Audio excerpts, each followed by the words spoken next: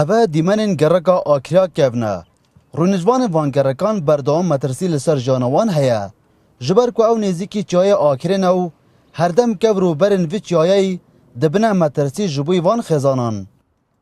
والله يا كعب بالارجتن بس بتاع كيشيتن والله ام خدر بنبرو فابين تشنجبوا من موباينو كلا وكلا كامن دو برد ويتصاص بيد ميرجانا بري والله شافي دام خرينا نفستنا على كلارزي هلو ديغو سعادو شافي لارزي تفهمنا نفستنا وتشعاد ديننا بتشيني مو ام دكيفاتش ماترسیای که برای تاین نخور مول برد کردن پورات نخوری بر مول کفتن و زیانه کو گلک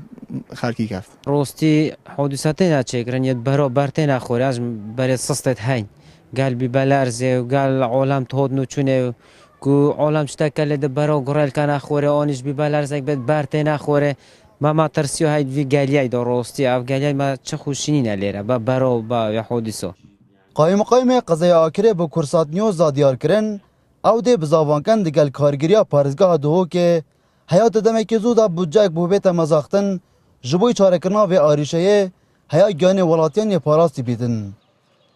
پشتی اف ارتجینه پیدا بوی او مترسیال دف خلکی پیدا بوی هم دی دوباره چاف خشانده نکید بابتی دیگه اینو حول دانه که این گل کارگیری یا پارزگه هر صفکه پارک جی بیتن یا یکیم جی بیتن بو هنده کو او مترسیل سر وان محل را بیتن نظام سر پاره و ترخان کردن پاره بید ویدن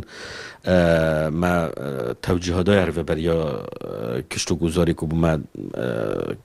درخسته که چه کردن پرکا یا اندازیاریش به خمتن دبزان دی چند خرجیه لیچیدن که اموی مترسین سروان حولات یا راکن یا عنوان مالا رونجبان وانگرکان ددنه دیار کرن چندین جارانزیان بروان کتینه جبر هاد نخوارا برو کورین و جایو تانها جی آلین حکومی قصد وان نکریه دا کو جانوان بپارزنو چاره کی بوان ببینن جبر کو او ارتجا بریا چند روزان ترسکان مزن لجام وان دروس کربو دلبرین غازی کرسات نیوز آکره